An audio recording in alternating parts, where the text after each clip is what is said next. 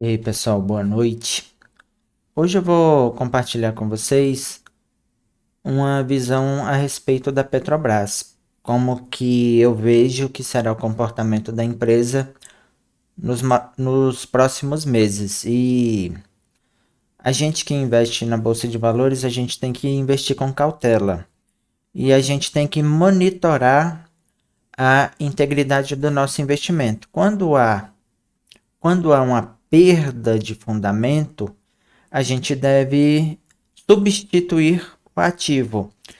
E a gente vê no Brasil os grandes investidores fazendo isso. Apesar deles dizerem que são buy holders, a gente vê, por exemplo, o Barsi vendendo ações, ele fez isso com a Itaúsa, substituindo a Itaúsa da carteira, e diversos outros investidores. Não é porque você tira um ativo da carteira que você deixa de ser um holder ou passa a ser um cara mão de alface. Porque uma pessoa inteligente, se há uma projeção de perda, o que ele faz? Ele estanca a sangria, ele intervém para que não leve prejuízo. Quando há ações que estão muito descoladas da realidade, o preço muito acima, também é um motivo para você vender o ativo. Pessoal, antes de eu entrar no mérito, eu vou compartilhar com vocês uma parte de um livro que eu estou lendo. Vou até colocar uma ilustração na tela para vocês. Deixa eu organizar a imagem aqui. Esse livro aqui é muito bom. Quem tiver interesse, dê uma lida nele depois. Aqui é o seguinte: esse livro do Nicolas Taleb, ele fala de fragilidade e antifragilidade. O que é a antifragilidade?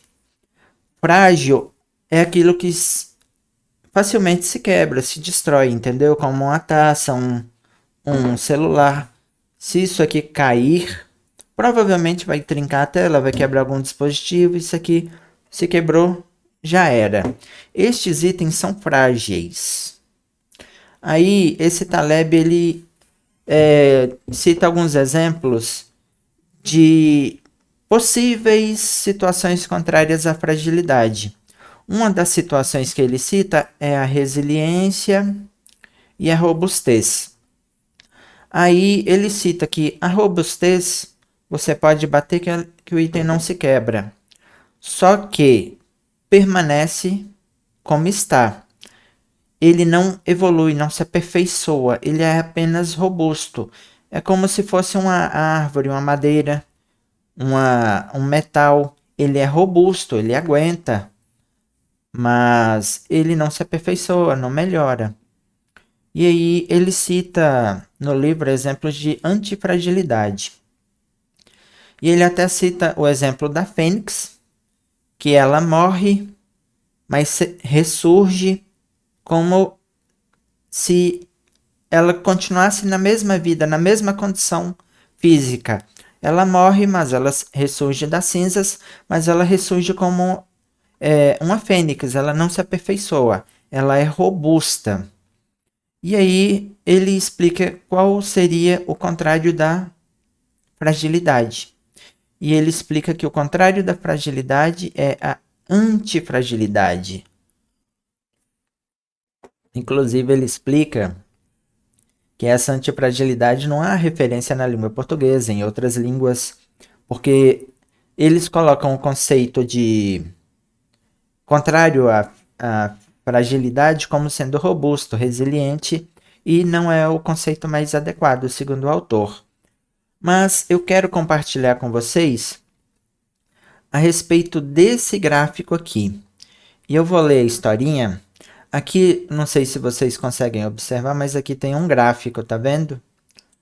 Aqui, um gráfico. E esse gráfico, ele fala a respeito da vida do Peru. E aqui tem a população, o Dia de Ações de Graças, que seria equivalente ao nosso Natal, onde o Peru é sacrificado. E tem aqui a visão do Peru a respeito da situação dele. Eu vou ler aqui uma citação para vocês verem o quanto que é interessante e está relacionado com o assunto que a gente vai falar. Olha só. Um peru é alimentado durante 1000 dias por um açougueiro. Deixa eu aumentar. Não, vou deixar aqui. Um peru é alimentado durante 1000 dias por um açougueiro. Cada dia confirma para a sua equipe de analistas que os açougueiros amam os perus, com uma confiança estatística cada vez maior. O açougueiro continuará alimentando o peru até poucos dias antes do Dia de Ação de Graças. E então chega o dia em que não é realmente uma boa ideia ser peru. Aí, surpreendido pelo açougueiro, terá que rever as suas crenças no exato momento em que uma confiança na afirmação de que o açougueiro ama perus está no ponto máximo e muito tranquila e reconfortante, previsível na vida do peru. Esse exemplo, aí o autor continua. Portanto, nossa missão na vida torna-se simplesmente como não ser um peru, ou simplesmente como ser um peru às avessas, isso é, antifrágil. Não ser um peru começa quando descobrimos a diferença entre estabilidade verdadeira e a fabricada. Pessoal, estou falando esse exemplo aqui do Peru porque a Petrobras está nesse mesmo sentido. Olha só, durante 1000 dias o Peru é alimentado, mas chega o Natal, onde o Peru vai se dar mal. Melhor seria não ser o Peru. Mas durante esses 1000 dias o Peru tem a confiança por estatísticas que ele está sendo bem cuidado e vai dar tudo certo. Aí a gente tem que ficar esperto, porque pode ser que as coisas não são bem assim. E aí eu vou explicar para vocês com um exemplo de intervencionismo do Estado. E a gente, analisando a história, a gente tem as estatísticas que confirmam. Sempre que há intervencionismo do Estado, as coisas desandam. Porque o comércio, o mercado, ele regula a si mesmo. Mas quando há uma intervenção do Estado, o comércio não consegue se regular, ele fica frágil e se quebra. E aí eu me recordei do caso da Dilma. Eu não sei se vocês se recordam, em 2013, que ela fez uma intervenção nas empresas de energia elétrica para baratear a conta. Inclusive, eu vou até passar um vídeo aqui para vocês, que eu achei bem interessante. Eu vou passar só a primeira parte dele. Olha só isso aqui, presta atenção. Para compensar o rombo deixado pelo programa Luz Barata de Dilma Rousseff, as contas de luz devem ficar mais caras ainda neste ano. Esse aumento será causado pela indenização de 62 bilhões de reais às concessionárias de transmissão de energia, que será quitada ao longo dos próximos 8 anos. A dívida é referente ao pagamento esses pagamentos que ainda não foram liquidados e que cresceram por causa do barateamento das contas de luz determinado por Dilma Rousseff lá em 2013. Aliás, eu me lembro, Andreasa, começando com você, eu me lembro que ela fez inclusive uma convocação em rádio e TV para anunciar ali, quebrou o contrato, o barateamento das contas de luz, mas a gente está vendo aí que com o tempo o barato saiu muito mais caro. Não, começo com você, Andreasa. Só sobre o assunto passado, só uma nota, o ouvinte perguntou sobre se já houve ministro supremo reprovado no Senado. Gente, a questão, deixa eu só passar mais um pedaço aqui para eu voltar à questão. Pois Olha na só. verdade, a decisão dela de baixar a conta de luz e toda a polêmica veio artificialmente, foi em 2012, né? A votação da MP. Isso, que ela anunciou em determinava- 2013. E Isso. entrou em vigor em 2013 com grande estrépito, entrou com Teve rede apoio, nacional. inclusive, da Federação das Indústrias do Estado de São Paulo. Mas Teve apoio. várias das distribuidoras já falavam na época que aquilo era artificial, que aquilo iria quebrar, e ela fez uma espécie de chantagem, né, com as concessionárias de energia, porque vamos lembrar, a medida provisória que estabelecia a redução de 20%, cujo objetivo era chegar a uma redução de 20% para o consumidor, estabelecia o quê? Ela renovou antecipadamente as concessões que iriam vencer, e aí por um prazo maior, mas em contrapartida as empresas tinham que baixar compulsoriamente o preço da energia, para que no final, na conta de luz das pessoas, houvesse uma redução de cerca de 20%. Pois bem, desde então as contas já estão mais de 50% mais caras e essas contas ficam vindo em etapas. Essa agora é para as transmissoras de energia que foram prejudicadas, deixaram de participar de leilões, os leilões foram atrasados, as novas linhas de transmissão foram muito atrasadas em virtude disso. E eu me lembro muito bem que, na época, quem criticava isso, dizendo que era artificial, que não daria certo, e aí vale dizer, na época, a Uzi Minas, por exemplo, foi uma das que se levantaram contra isso. Foi a justiça pedir liminar para não ter que cumprir e não adiantou nada, não teve efeito. Mas aí o que a Dilma dizia são contra o Brasil, são contra o crescimento do Brasil, o governo quer melhorar. Beleza, gente. Eu tô compartilhando isso aqui para refrescar a memória de vocês. E aí, se vocês estudarem a história da Argentina, a Argentina hoje ela tá com a inflação superior a 10% ao mês, superior a 100% ao ano. Ou seja, inflação é a perda do poder de compra. Se eu tenho R$ 100 e uma inflação a 10% ao mês, o mês que vem, meus R$ 100 terão poder de compra de 90. E aí, por que isso aconteceu? Essa inflação, essa perda do poder de compra aconteceu na Argentina? Por que aconteceu também na Venezuela? Quando vocês analisam a história, é devido ao intervencionismo. E eu vou, antes de entrar na outra parte do mérito, eu vou compartilhar com vocês os indicadores da Petrobras. E aí vou tecer alguns comentários com vocês e depois eu vou explicar exatamente aonde está o ponto de conflito.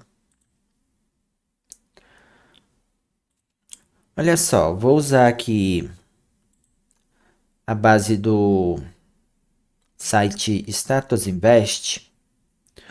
A Petrobras hoje ela está no valor de R$ 30,95. Ela tem pago nos últimos 12 meses um yield de 48%, ou seja, a Petrobras ela tem se desfeito do caixa, tem passado o caixa dela em forma de dividendos para os acionistas e passou 48% nos últimos 12 meses aos acionistas. Toda essa situação gerou uma valorização de 64%. Isso aqui eu não sei se vocês se recordam, se deu devido à guerra da Ucrânia, porque a Ucrânia, aquela região, seria fornecedora de combustível, de insumos, e como a economia mundial é interligada, os preços do barril de petróleo aumentaram muito. A média do valor do barril de petróleo é 60, 70, 80 reais. E aí eles passaram de 60, 70, 80 dólares. E esses barris de petróleo passaram de 100 dólares. E isso interfere diretamente no lucro da Petrobras. Neste período, pós-pandemia, a Petrobras se beneficiou bastante. Se a gente pegar aqui o início da pandemia, salvo engano, foi em março de 2020. Foi bem aqui, ó. A Petrobras se beneficiou e ela está praticamente no pico histórico. Olha só, se a gente levar pelos números, a Petrobras nos últimos 5 anos teve 203% só de ganho de capital, 203%. Ó, 203 dividido por 5 anos, dividido por 12 meses. Em tese, a Petrobras rendeu em ganho de capital mais de 3% ao mês nos últimos 5 anos. Lembra do gráfico do Peru, da história do Peru, né? Do dia de ação de graças, do dia de Natal chegando, né? Os números parecem bons. Olha só, que número fantástico, 48% de yield, uma supervalorização. Estamos aqui no pico histórico. Vai prestando atenção. E olha só isso aqui. Vou pegar a projeção de regularidade de pagamento de dividendos aqui da Petrobras. Observem, gente, que não tem regularidade. Mas isso não é o problema. Ela tem 3% de ganho de capital, mas não tem regularidade nos pagamentos de dividendos. Até aí, tudo bem. Mas deixa eu ver a liquidez corrente dela. Tá vendo isso aqui? Eu vou até abrir aqui em outra página para explicar porque esse conceito aqui ele é interessante. Deixa eu ver se aqui vai explicar corretamente. Segundo a plataforma, a liquidez corrente é um indicador usado para mensurar a curto prazo de tempo a capacidade de pagamento da companhia. Desse modo, a liquidez corrente busca obter a razão entre o ativo circulante e o passivo circulante. Ou seja, a liquidez corrente é tudo que a empresa tem em caixa para poder pagar as suas dívidas, para poder se manter para o próximo ano. Então, vamos voltar aqui, a liquidez corrente da Petrobras, ela está apenas a 1,22%, ou seja, a cada R$ 100 de dívida, ela tem em caixa R$ 122. Essa é a ideia disso aqui. Olha só, tá? Inclusive abaixo da média histórica de liquidez corrente, que é 1,44. Ou seja, está com a liquidez corrente baixa, mas olha só os indicadores de endividamento, cadê eles? A dívida sobre EBITDA. Olha só, segundo eles, a média é acima de 1. Já esteve em 19, ou seja, há algum tempo atrás foi a corporação mais endividada do mundo. Mas hoje ela está com a dívida controlada. Cadê a dívida? Esse indicador aqui seria adequado se ele fosse até 3 ou 4, a depender da empresa. Mas ela está em tese com uma dívida controlada. Em tese está com a margem boa, olha só. O ROI, retorno sobre investimento. Quando você olha, está com um ROI fantástico. 45%. Vai se ligando na história do Peru e o dia de Natal. Ou seja, as estatísticas são boas. O Peru, ele vê o açougueiro todo dia indo lá, dando comida para ele, dando conforto, trocando a água, dando segurança. Mas aí todas as projeções são que o açougueiro ama o Peru. Então o Peru tem o conforto de confiar que o açougueiro ama o Peru. E no meu ponto de vista, é o que está acontecendo com a Petrobras. Eu vou pegar mais um gráfico aqui, porque esse site tem um gráfico muito interessante. Deixa eu ver se é gráfico de payout. É esse gráfico aqui, gente. Aqui o gráfico de payout. O gráfico correto é esse aqui. Deixa eu pegar aqui o payout. Olha só o problema da Petrobras. Parece que agora vocês conseguem ver. Olha só o problemão aqui, pegar dos 10 anos. Segundo o que a gente vê aqui, o verdinho é o lucro. Olha só, em 2014 dava prejuízo, 2015 prejuízo, 2016 prejuízo, 2017 conseguiu zerar, em 2018 teve lucro,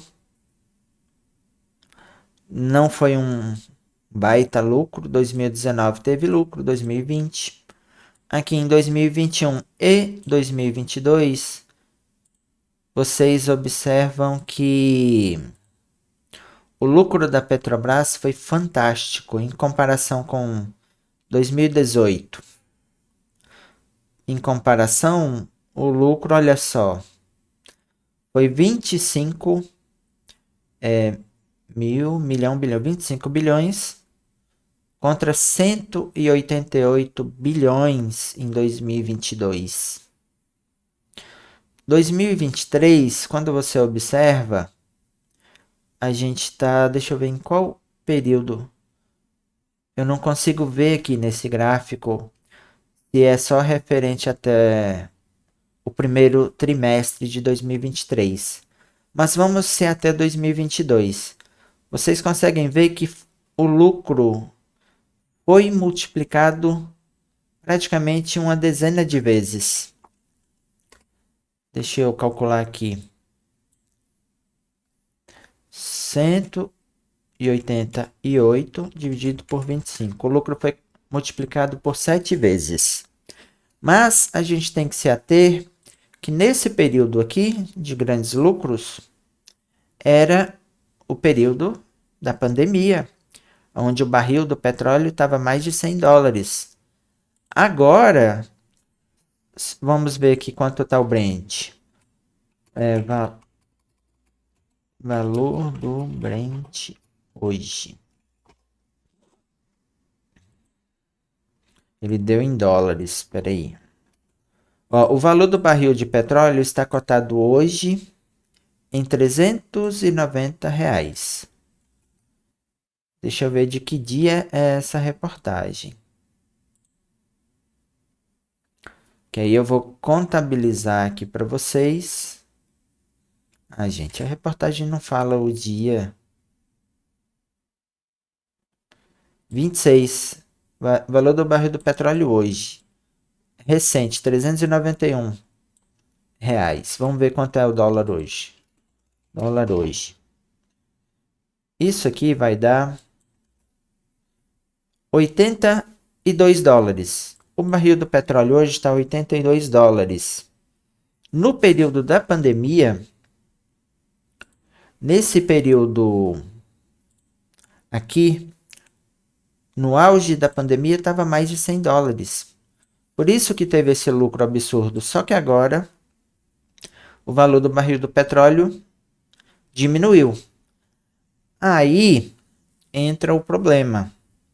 Antes de eu falar do problema, vocês observem aqui que a Petrobras hoje, ela compõe 5% da nossa carteira. Eu poderia fazer a manutenção de tudo que eu tenho na Petrobras.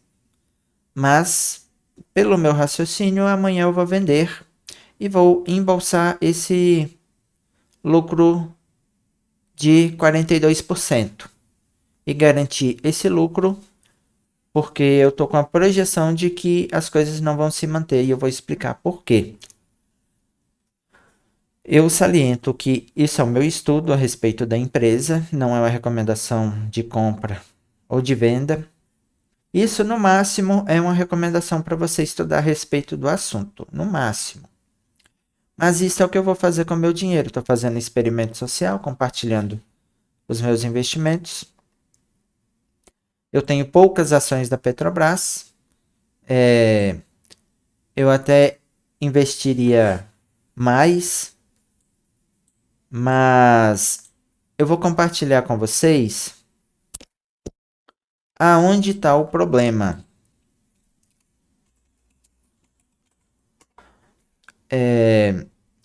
Eu não sei se vocês se lembram, mas há 3 meses atrás, 2 meses, acho que não tem 2 meses.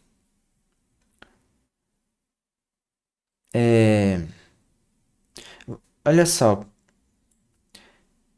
eu não sei se vocês se recordam, mas praticamente há 2 meses ocorreu isso aqui, ó. O fim do PPI da Petrobras. Ou seja, o fim da paridade de preços internacionais. Aqui começou o problema. Lembra que eu falei da intervenção? Que o intervencionismo destrói qualquer economia de qualquer país? E eu citei o exemplo da Argentina e da Bolívia. Esses caras nesses países fazem até controle de preço, tabelam preço. E é o que está acontecendo com a Petrobras. O preço da Petrobras está sendo tabelado. E aí você se recorda do Peru. Todos os números da Petrobras são bons. Mas quando a gente chega aqui, ó, e pega na Associação Brasileira dos Importadores de Combustíveis, e a gente vem nos relatórios de paridade, preço, nos relatórios de PPI, de paridade de preços, a gente tem isso aqui, ó. Olha só. A gente tem uma defasagem de praticamente 20% em relação ao preço internacional do combustível, em relação ao preço comercializado no Brasil. Por cada litro se perde 19%. A Petrobras arca com 19% em cada litro. Ou seja, há uma defasagem de 20% em relação ao preço internacional. Olha só. Há uma defasagem de 20%. Quando a gente pega aqui no relatório, deixa eu pegar pelo menos um parágrafo aqui para explicar para vocês, que é esse cenário. Quando a gente pega aqui, ó, o que tem acontecido? Aqui fala que, apesar da estabilidade do câmbio e nos preços de referência do óleo diesel, o preço da gasolina apresentou ligeira redução no mercado internacional no fechamento de ontem. O cenário médio de preço está abaixo da paridade para o óleo diesel e para a gasolina, com uma defasagem de 16% no óleo diesel e 19% para a gasolina. Ou seja, a Petrobras está comprando mais caro e está vendendo mais barato. O fim da paridade, em tese, seria uma situação razoável, boa, onde em momentos de condições boas, a equipe, o governo, quem faz a gestão da Petrobras poderia colocar um preço melhor para a população. Só que aí entra a questão política, o intervencionismo. Em momentos de crise, para se manter uma situação de conforto para a população, acontece o que aconteceu em 2013 com o intervencionismo nas elétricas, que gerou, junto com aquela crise hídrica, com a seca, gerou um problema gigantesco que inclusive a gente paga a conta até hoje, que foi gerado pelo intervencionismo da Dilma. A questão é a seguinte: Se a Petrobras não está seguindo a paridade de preços internacional, obviamente ela deixará de ter lucros. Ela já está comercializando com 20% de defasagem.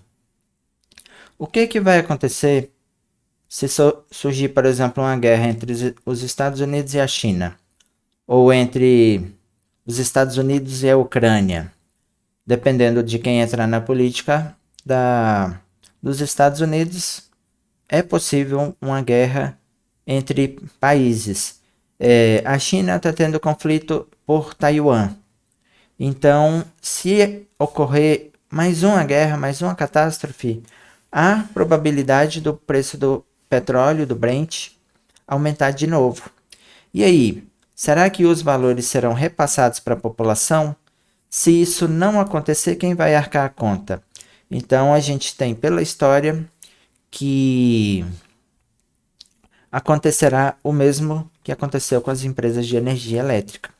Então, pessoal, esse é o meu ponto de vista. Aí eu saliento para vocês a história do Peru. 1000 dias alimentando o bichinho até chegar o dia dele morrer, o dia de Natal. Então, a gente tem que analisar nossa carteira. Se é conveniente você permanecer com a Petrobras na sua carteira, porque você tem que ter em mente que a cotação segue o lucro. Se o lucro abaixar, a cotação vai despencar. E a gente está na máxima histórica. Desde aqui do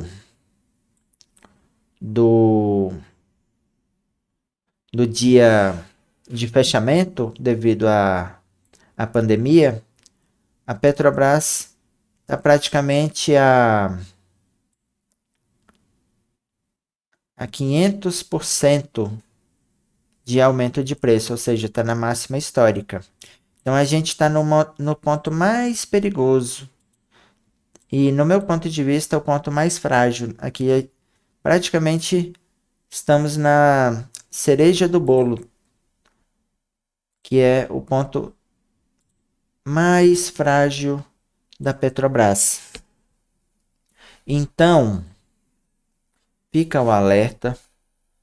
Você faça seus estudos, fica esperto, porque você pode se dar mal. Eu queria que vocês comentassem, interagissem comigo a respeito do que vocês pensam acerca disso. Se vocês concordam comigo, no ponto de vista de vocês, se é a hora de vender.